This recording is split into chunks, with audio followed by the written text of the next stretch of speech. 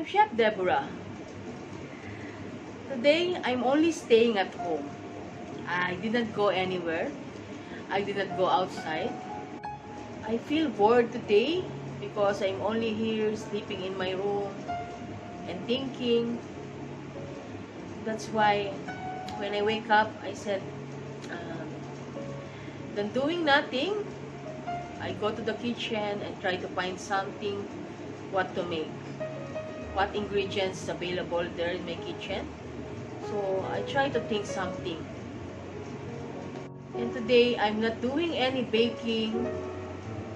And you know what is the recipe that I want to share to you today? It's the churros. You know churros? Yeah, churros. It's very nice also. And I really like it. I always want to buy churros anywhere here in UAE. That's why I was thinking why I didn't make. But when I check my chiller, I don't have butter there. So instead of buying or going outside to get the butter, so I make churros without butter. Okay, so our recipe for today is churros without the use of butter.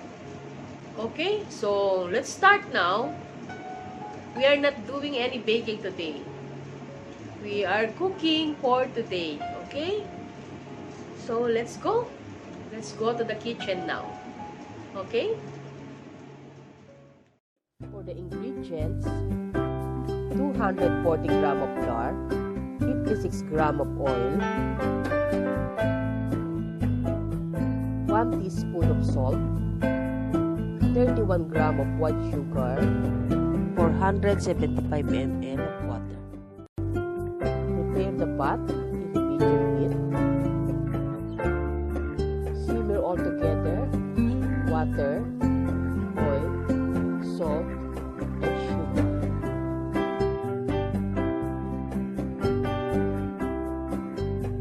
When it begins to boil, you have to add the flour.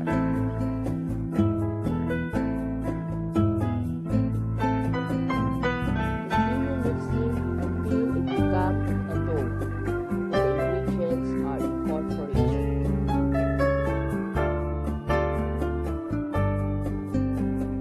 Now it's ready.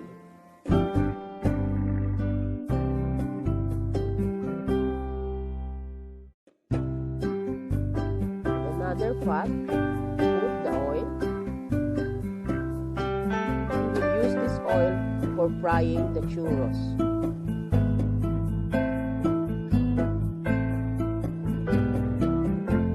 Baking tray, put some tissue so that it will absorb the oil after frying. Now, put the churros dough into the piping bag.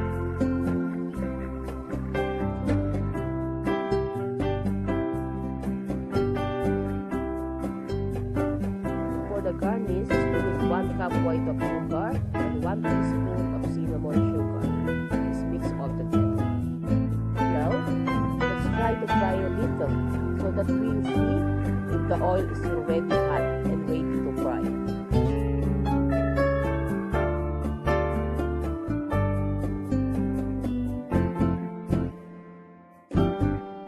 I think the oil is ready, so we can start now to fry churros.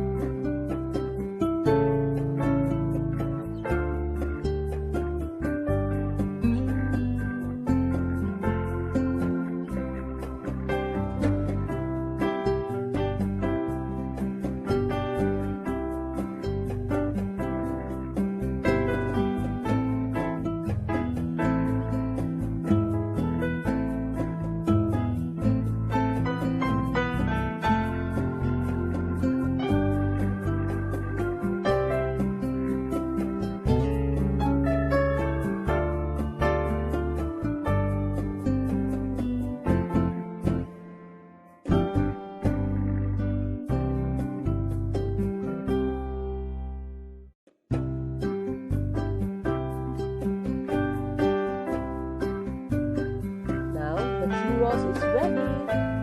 Now, we can add to the sugar with cinnamon.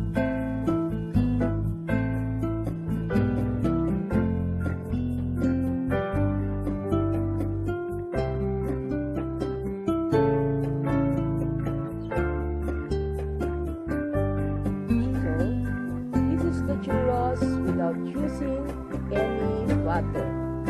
See, it looks so good and so delicious. Let's start to break it now. Let's see inside.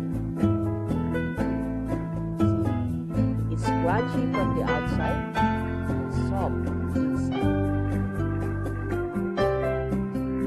Let me bite it. So good.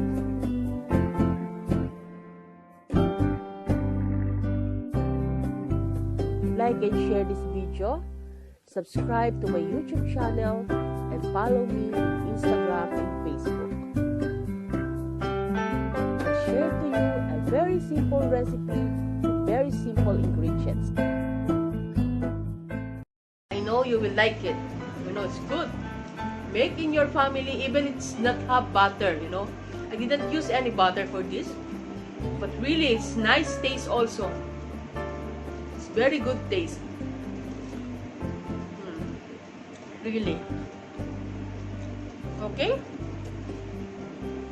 Okay, bye-bye. And see you next time. Until my next video. Thank you so much and hope you enjoy cooking with me.